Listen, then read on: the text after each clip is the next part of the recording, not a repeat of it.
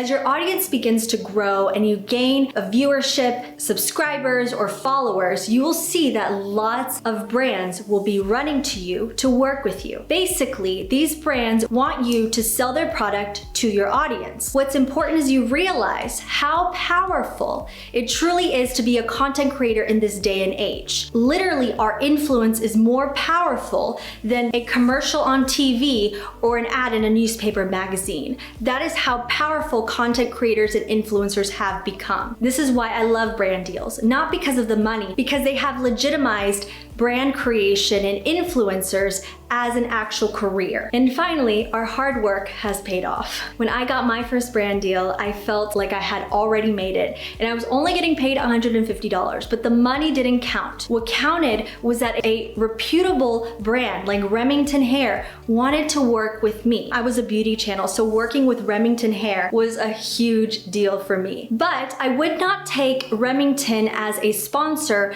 in my content that I create now, because I don't make beauty and makeup videos as much anymore. You have to make sure that the brand deal you choose will align with your audience, with who your audience is. It wouldn't make sense to get a brand deal with a car company if you're constantly talking about gardening. It just wouldn't. And it's important that the brand deals you choose or the collaborations you do align with your audience, because you want to gain audience trust over everything. Audience trust is invaluable. There is no amount of money that is more valuable than your audience knowing that you're telling them the truth, you're being honest, and you're not just trying to make a buck off of them. For example, I'm very wary of the brand deals that I do. I actually don't do very many. I do maybe one every few months. Now, in the beginning, when I was starting out and getting brand deals, it was very attractive to work with a ton of them, because I thought the more brand deals I do, the more money I get. And while that is true, I realized that a lot of my audience could see through this, and they would ask,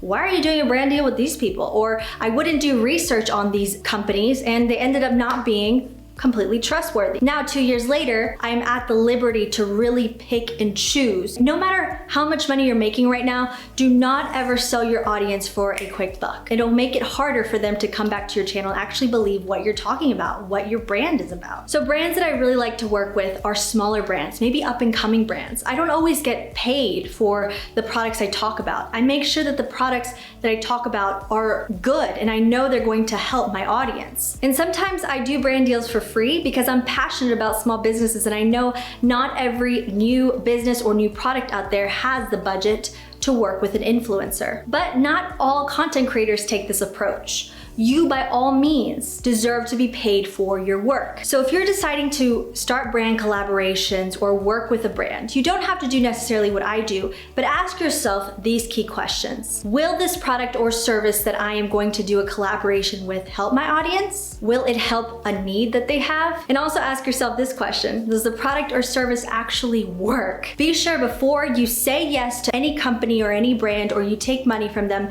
ask them to send you the product first so that you can try it out for a couple of weeks and see if it actually works. Your audience trusts you, and a lot of your audience will feel like you're an actual friend to them. So you do not want to betray that trust or that relationship. Also, just some little tidbits. Following FTC laws is very important when taking brand deals. So you must disclose, no matter where you are in the US or in Europe, disclose that you are putting an ad with either #ad, or at the bottom of the description of your videos or your podcast, say this video was sponsored. You always have to be clear and transparent so that you don't get in trouble with the law, or your audience knows that you are actually doing a sponsored brand deal. Always negotiate. Do not feel just because you're a smaller creator that you can't negotiate and just take what companies are giving you. A lot of larger brands do have a large budget for influencers and for influencer branding. Be sure that you ask around to other content creators how much they're charging, especially content creators who are around your size. Know your worth as a brand in your channel, no matter if you have